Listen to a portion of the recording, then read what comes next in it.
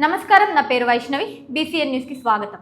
నెల్లూరు జిల్లా కోట మండల పరిషత్ అధ్యక్షుని ఉప ఎన్నికల నేపథ్యంలో నూతన అధ్యక్షునిగా టీడీపీ ఎంపీటీసీ సభ్యురాలు ఎంపేటీ శశి మండల పరిషత్ అధ్యక్షురాలుగా ఎన్నికైంది. వాయిస్ ఉత్కంఠంగా సాగిన ఈ ఎన్నికల్లో టీడీపీ పట్టు నిలుపుకుంది. కోట మండలంలోని 16 ఎంపీటీసీ స్థానాల్లో 3 స్థానాలు తెలుగుదేశం పార్టీ అభ్యర్థులు గెలుపొందగా 13 స్థానాల్లో వైఎస్ఆర్ కాంగ్రెస్ పార్టీ అభ్యర్థులు గెలుపొంది అందులో ఎస్సీ రిజర్వ్డ్ కావడంతో మునుగుంటపాలెం ఎంపీటీసీ సభ్యురాలు దాసరి అంజమ్మను ఎంపీపీగా ఎన్నుకున్నారు.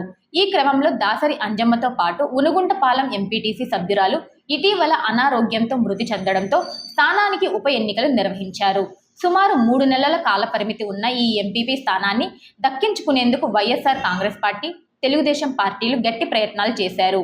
టీడీపీ అభ్యర్థి తరపున గూడూరు ఎమ్మెల్యే పాసం సునీల్ కుమార్ రంగంలోకి దిగడంతో వైఎస్ఆర్ కాంగ్రెస్ పార్టీ తరపున తిరుపతి ఎంపీ గురుమూర్తి, ఎమ్మెల్సీ మేరిగ మురళీధర్ మద్దతుగా నిలిచారు. అయితే ఎన్నికలకు వైకాపా ఎంపీటీసీ సభ్యులు 5 మంది హాజరు కాగా టీడీపీ ఎంపీటీసీ సభ్యులు 7 మంది హాజరయ్యారు. ఎన్నికలకు వైకాపా ఎంపీటీసీ సభ్యులు 2 హాజరయ్యారు. ఎన్నికల అధికారిగా వచ్చిన నెల్లూరు జాయింట్ కలెక్టర్ వెంకటేశ్వర్లు అందరి సమక్షంలో టీడీపీ అభ్యర్థి ఎంపేటీ శశిని మండల అధ్యక్షురాలుగా ప్రకటించారు. ఈ సందర్భంగా శశితో ప్రమాణ స్వీకారం చేయించారు. అనంతరం ఎంపీపీ క్యాబిన్ కి వచ్చిన ఎమ్మెల్యే పాసం సునీల్ కుమార్ నూతన ఎంపీపీ శశిని శాలువాలు, పూలమాలలతో సత్కరించారు. కోట ఎంపీపీ స్థానాన్ని తెలుగుదేశం పార్టీకి దక్కేలా కృషి చేసిన నాయకులకు, కార్యకర్తలకు ఎమ్మెల్యే ధన్యవాదాలు తెలియజేశారు.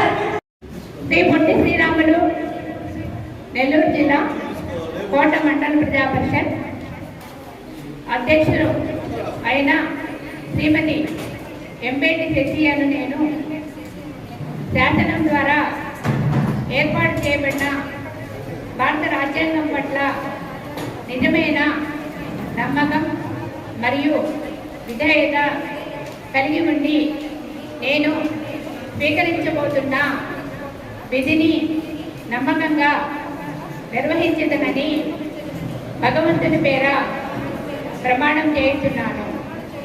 సత్యనిష్టతో ప్రమాణం చేస్తున్నాను.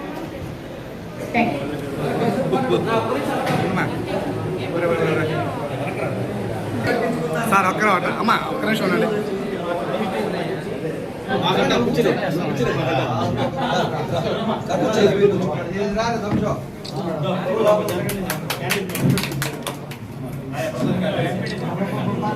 Sir okay.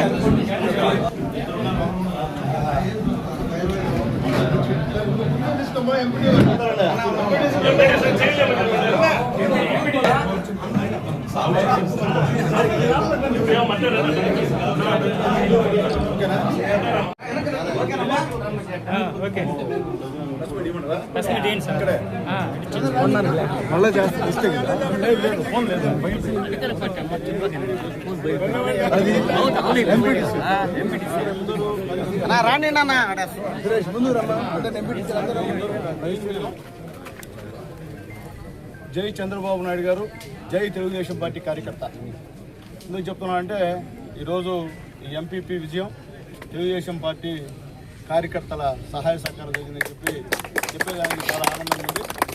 మీ అందరికీ తెలిసిన విషయమే, కోటలో మొత్తం 16 ఎంపీటీసీలు గెలిస్తే 2 ఎంపీటీసీలు చనిపోయారు, 14 మంది ఉన్నారు.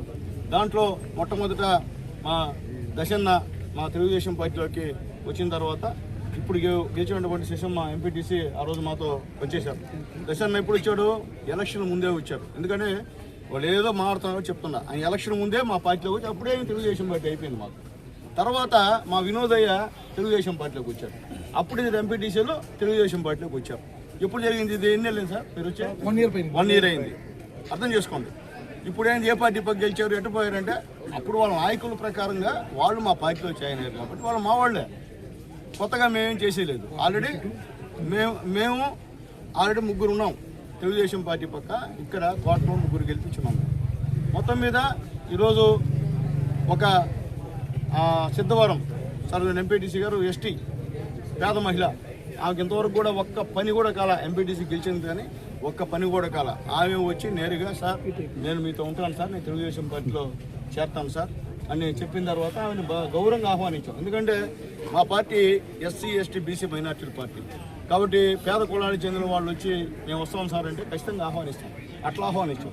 ఈరోజు దాని ప్రకారంగా ఇక్కడ మెజార్టీ ఎవరిది? 7 ఉన్నాం మేము, మీరు 7 ఉండరు.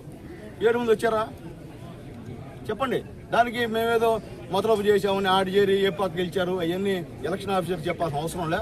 అయితే మా ఎలక్షన్ ఆఫీసర్లు పాపం కొద్దిగా ఓపికగా విన్నారు. సరే ఇంకే విన్నారు, వాళ్ళ అభిప్రాయాలు తెలియజేయచ్చు. కానీ మేము చెప్పేది అంటే మీ పార్టీలో గెలిచినటువంటి ఎంపీటీసీలనే మీరు ఎలక్షన్కి తీసుకురాలేకపోయారు.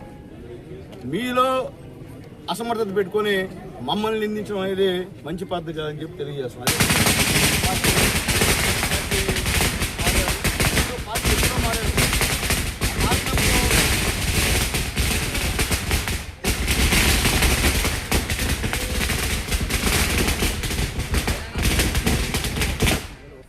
పార్టీ మారినప్పుడు వెళ్ళిపోయిన ఎంపీటీసీలు ఇప్పుడు దాకా కూడా మీరు వాళ్ళతో మాట్లాడిన దాఖలా లేవు. ఎలక్షన్ వచ్చింది కాబట్టి ఈరోజు మీరు ఆడికి వచ్చి ఏదేదో మాట్లాడతారు, ఏ సింబల్ అంటారు. ఎలక్షన్ ఆఫీసర్స్ ఉన్నారు. ఇదేమి రాజకీయ వేదిక కాదు, ఇదేం అసెంబ్లీ కాదు. అక్కడ కూర్చొని ఏమో మాట్లాడతారు మిషన్ ప్రకారంగా అటు గెలిచారని. అయితే మా వాళ్ళు ఈరోజు నిజాయితీగా మాతో ఉన్నారు. ఎందుకంటే వాళ్ళు సంవత్సరం ముందే మా దగ్గరకు వచ్చారు. కొత్తగా ఇప్పుడు మేము తీసుకురాలి వాళ్ళు ఎవరు కూడా. ఇక్కడ ఎవరు మభ్యపెట్టి తీసుకోవాల్సిన అవసరం కూడా లేదు. ఎందువల్లంటే మేము కూడా 3 నెలలకి మేము కూడా పోటీ వద్దనుకున్నాం.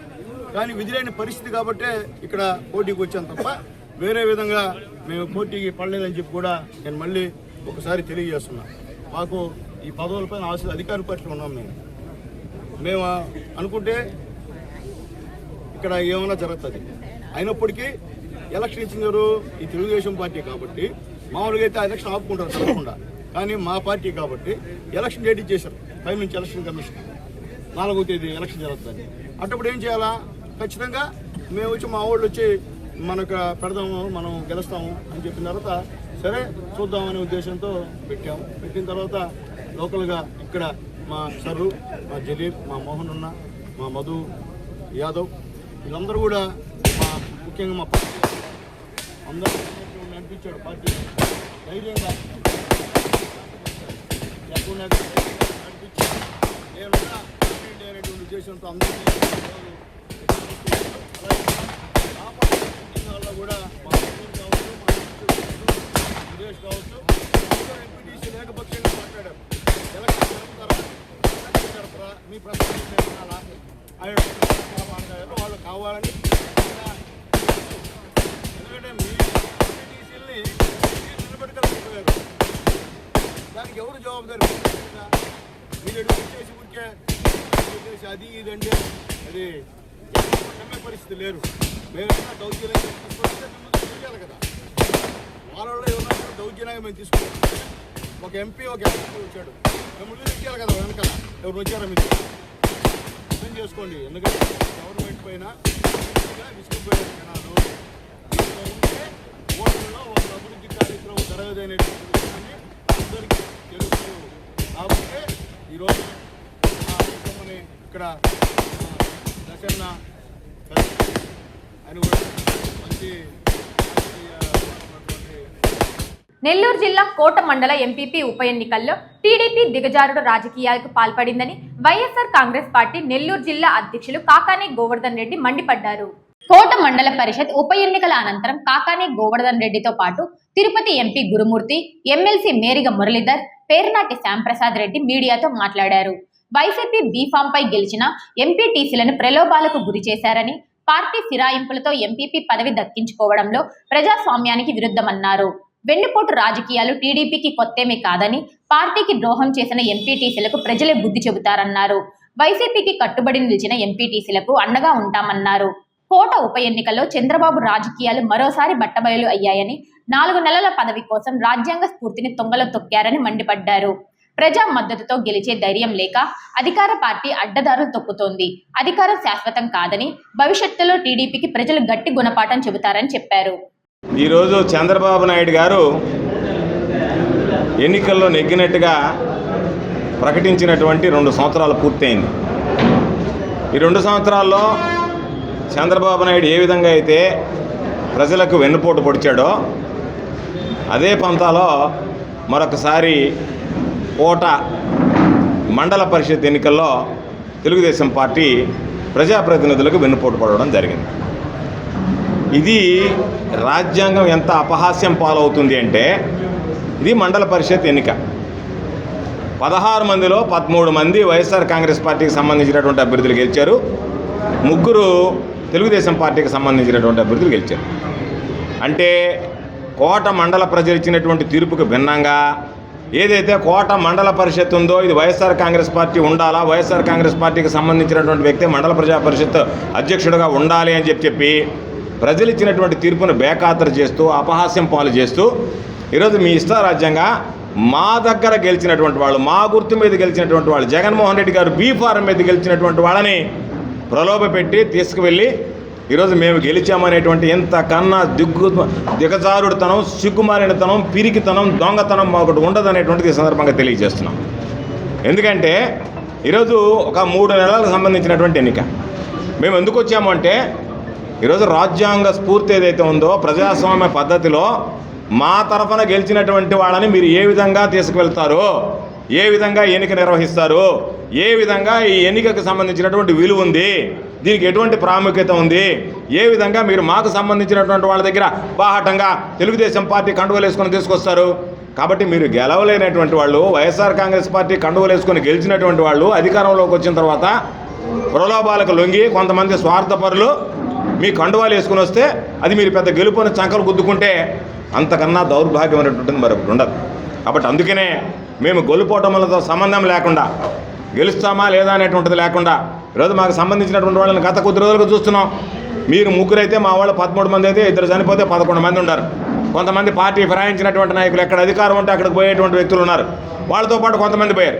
కొంతమంది ఎన్నిక ప్రక్రియ మొదలు కాగానే ఒక్కొక్కటి రంగు బయటపడింది.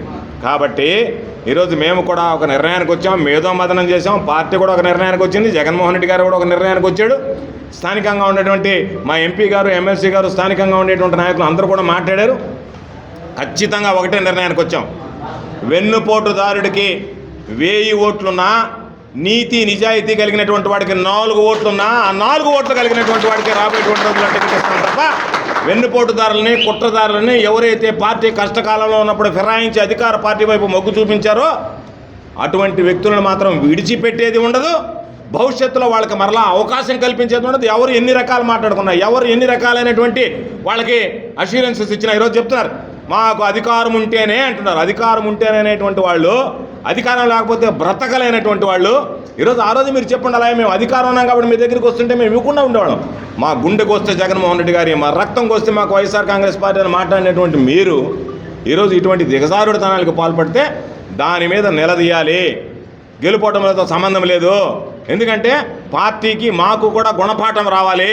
ఎవరు మన, ఎవరు తన, ఎవరు నాటకాలు ఆడుతున్నారు, ఎవరు డ్రామాలు ఆడుతున్నారు, ఎవరు పార్టీ కోసం అంకితభావంతో పనిచేస్తున్నారు, పార్టీ కష్టకాలంలో ఉన్నప్పుడు వైఎస్ఆర్ కాంగ్రెస్ పార్టీ జెండాను భుజాన వేసుకుని ఎవరు మోస్తున్నారనేటువంటిది మాకు తెలియాలి, మేము తెలుసుకోవాలనేటువంటి ఆలోచనతో ఈరోజు పెట్టాం. దీనితో అందరి విషయాలు బయటపడ్డాయి. ఏమి ఇబ్బంది లేదు.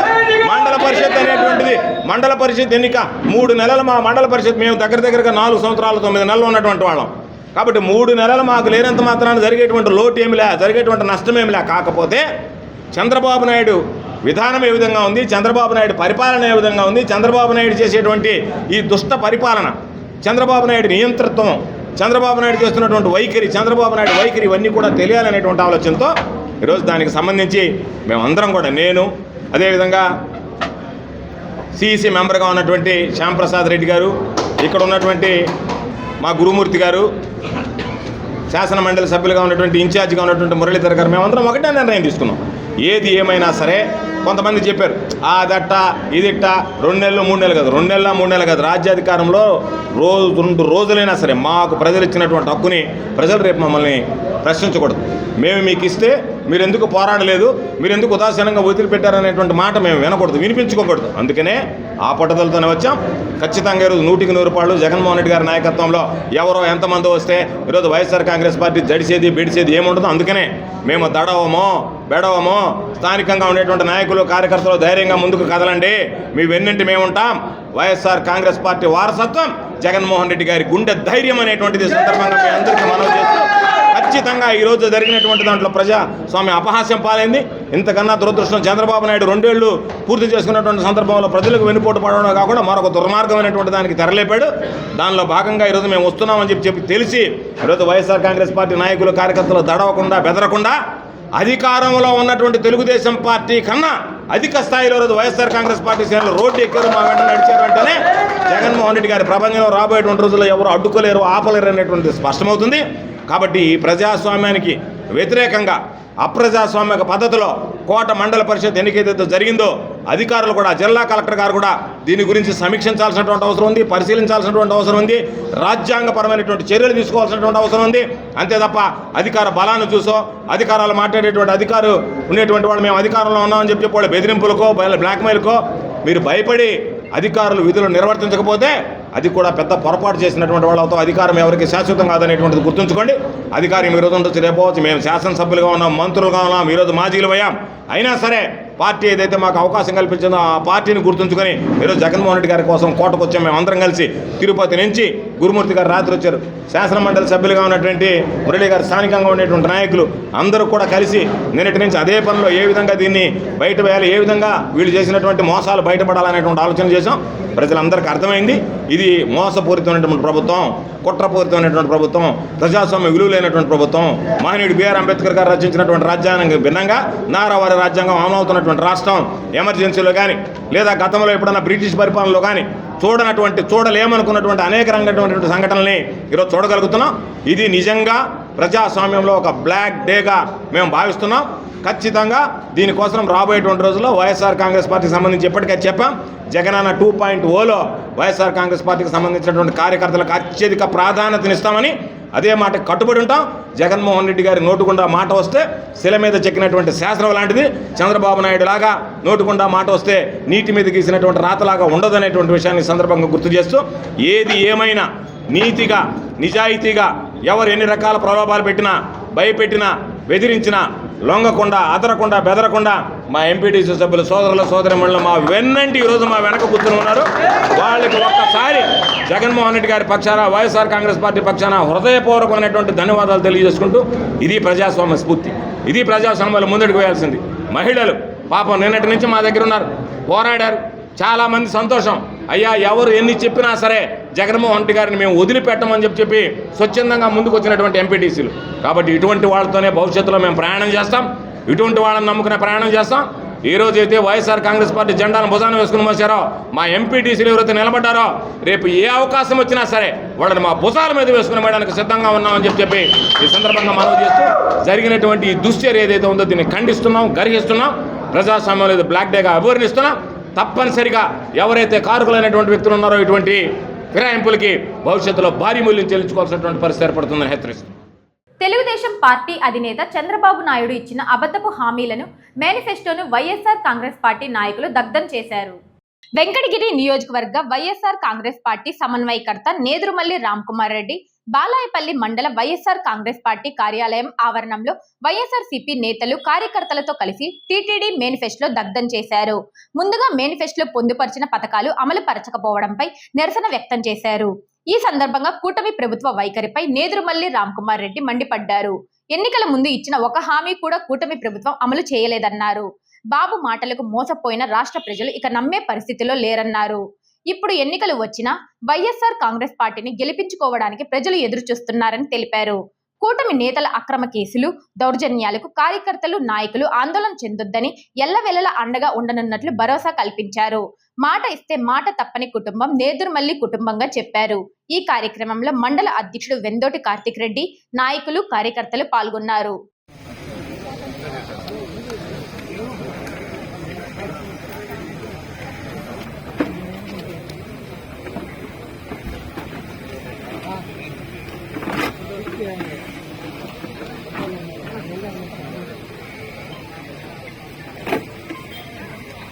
పైకి వెనకాల పైకి ఎత్తండి.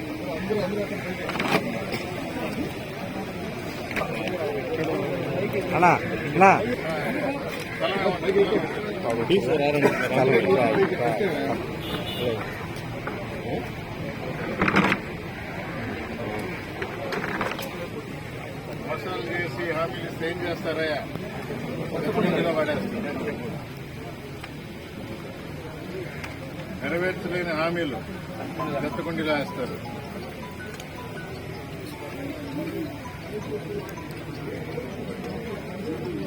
చెత్త పార్టీ, చెత్త నాయకులు, చెత్త ఆలోచనలు, చెత్తకుండికి సమర్పయామి ఇదేనా? ప్రజల్ని మోసం చేస్తున్న కూటమి ప్రభుత్వం ఇప్పటికైనా కళ్ళు తెరిచి ఇచ్చిన హామీలు, అందుకే మేము మరొకసారి ప్రభుత్వానికి గుర్తు చేస్తున్నాం, ఇచ్చిన హామీలను నెరవేర్చండి. ప్రజలకు ఇచ్చిన హామీలని ప్రజల తరఫున అడుగుతున్నాం, నెరవేర్చండి. ఇప్పటికే 2 సంవత్సరాలు అయింది. మీ తరఫున, ప్రజలందరి తరఫున ప్రభుత్వాన్ని కోరుకుంటూ నెరవేర్చలేదు కాబట్టి ఈ హామీలని ఈ ప్రభుత్వం చేసిన దొంగ మాటలకి, చర్యలకి నిరసనగా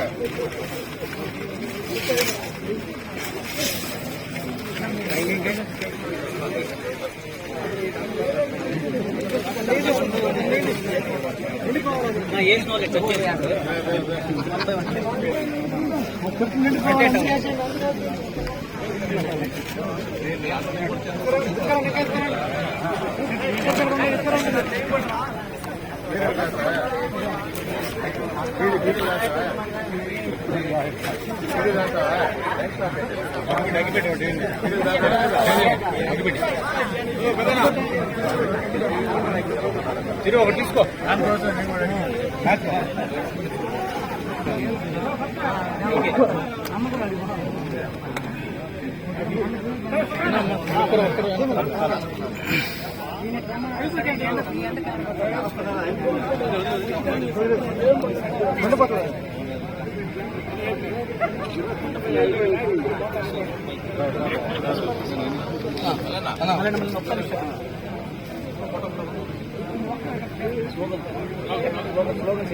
నశించాలి నశించాలి నశించాలి నశించాలి జై జగన్ జై జగన్ జై జగన్ జై జగన్ నేదురుమల్లి రామ్ కుమార్ రెడ్డి గారి నాయకత్వం నేదురుమల్లి రామ్ కుమార్ రెడ్డి గారి నాయకత్వం నశించాలి నశించాలి super 6 super flop super 6 super flop super 6 super flop ప్రభుత్వం నశించాలి నశించాలి నశించాలి నశించాలి జై జగన్ జై జగన్ జై జగన్ రామ్ కుమార్ రెడ్డి నాయకత్వం వర్ధిల్లాలి వర్ధిల్లాలి నిర్మల్ రామ్ కుమార్ నాయకత్వం వర్ధిల్లాలి నిర్మల్ నాయకత్వం బాబు షూరిటీ బాబు షూరిటీ వర్ధిల్లాలి వర్ధిల్లాలి రామ్ కుమార్ రెడ్డి నాయకత్వం వర్ధిల్లాలి. తిరుపతి జిల్లా వాకాడు మండల కేంద్రంలోని అశోక్ పిల్లర్ సెంటర్ వద్ద స్వచ్ఛపద కార్యక్రమాన్ని డీడీఓ చిన్నరెడ్డప్ప పరిశీలించారు. అనంతరం మండల ప్రజా పరిషత్ కార్యాలయం వద్ద స్వచ్ఛ రథాన్ని పరిశీలించి దాని పనితీరును ఎంపీడీఓని అడిగి తెలుసుకుని సూచనలు ఇచ్చారు. అనంతరం డీడీఓ చిన్నరెడ్డప్ప మాట్లాడుతూ వాకాడు మండలంలో స్వచ్ఛపదం కార్యక్రమం కింద రోడ్డు పక్కనున్న ప్రాంతాలను గ్రీన్ అంబాసిడర్లు, స్వచ్ఛంద సేవకులు ట్రాక్టర్ల సాయంతో శుభ్రం చేశామని, ప్రతి బుధవారం రోడ్ సైడ్స్ క్లీనింగ్ తో పాటు స్వచ్ఛరథం కార్యక్రమాలను షెడ్యూల్ ప్రకారం నిర్వహిస్తున్నామన్నారు.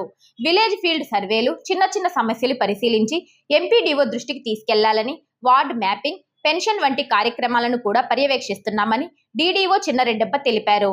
ఈ కార్యక్రమంలో MPDO Sai Prasad, deputy MPDO Devadanam, AO Srinivasulu తదితరులు పాల్గొన్నారు.